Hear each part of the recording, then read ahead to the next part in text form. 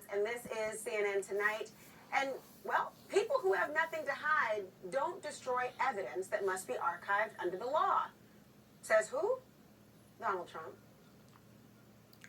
People who have nothing to hide don't smash phones with hammers, don't bleach their emails or destroy evidence to keep it from being publicly archived as required under federal law.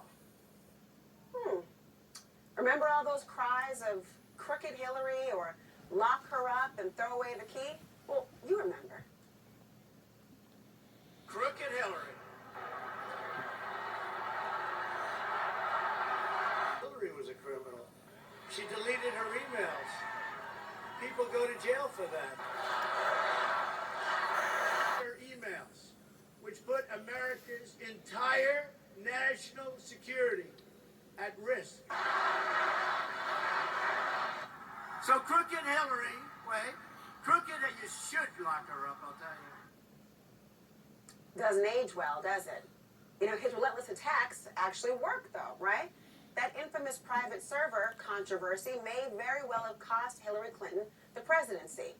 Now, look, in no way would I ever endeavor to excuse any mishandling of government information, particularly if it's classified materials, and especially if you're Secretary of State. But let's talk about what actually happened in reaction to those allegations. The FBI did open a criminal investigation, and the Justice Department closed it without bringing any charges against Clinton or anyone else within the scope of that investigation.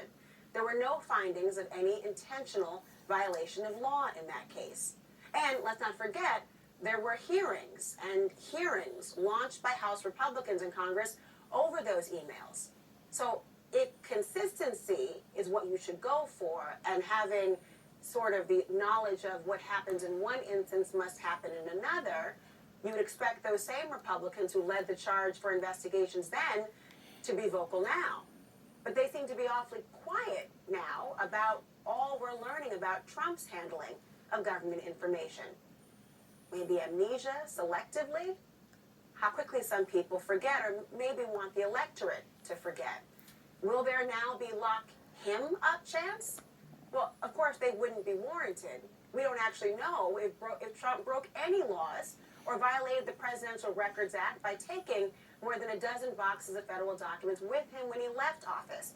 Some of which, by the way, could contain top secret classified material, according to a new report from the Washington Post tonight. Now, obviously, the president is able to declassify things, but at Mar-a-Lago, he was now the former president, and top secret. Well, the Post cites sources saying some of those boxes actually contain material clearly marked as classified. And we do know the National Archives has asked the Justice Department to investigate just how those documents and boxes made their way to Mar-a-Lago. And something tells me they're not asking whether it was the Postal Service or FedEx, but why they're actually there instead of where they're supposed to be. And we also know that Trump had a bad habit of ripping up documents while he was in the White House. Archive staff actually had to tape some documents back together that were then handed over to the January 6th committee. And by the way, Republicans have been, well, they've been noticeably quiet about that. But you know who hasn't been quiet about that? Hillary Clinton. She's trolling Trump now about it on Twitter, posting a resounding, And now there is this new reporting that Trump also had a habit of apparently flushing papers down the toilet at the White House. This according to CNN analyst and New York Times reporter Maggie Haberman, who has an upcoming book on Trump called Confidence Man. According to her, staff in the White House residence would frequently find, I can't even dare to say this, but they would find the toilet clogged in Donald Trump's bathroom with wads of clumped up paper that wasn't toilet paper, by the way.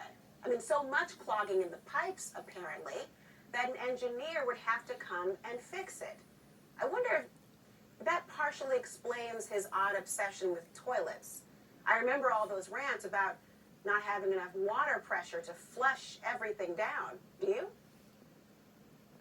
We're looking very strongly at sinks and showers and other elements of bathrooms. People are flushing toilets 10 times, 15 times, as opposed to once. I won't talk about the fact that people have to flush their toilet 15 times. have to tell you, that kind of makes you listen to that in a whole new light, doesn't it? I mean, even it was odd then 15 times and not wanting to talk about it. But I want you to know he calls this another fake story. He calls it, quote, categorically untrue.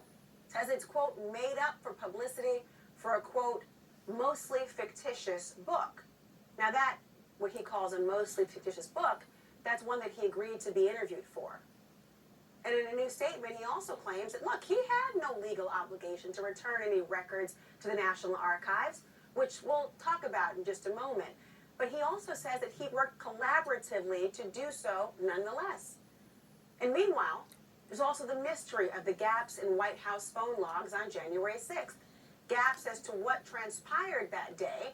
Records the House Select Committee has obtained apparently don't contain entries of phone calls between the former president and lawmakers, the same calls that have already been widely reported in the press.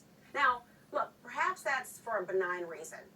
It could be because Trump sometimes used his aides' phones, or maybe his own personal phones. We actually don't know yet, but it is something that this January 6th committee is trying to get to the bottom of, and with good reason.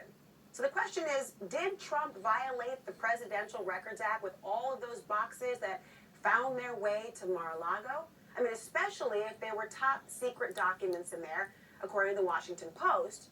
And if so, could there actually be criminal consequences to this? Let's turn now to two experts on this, CNN legal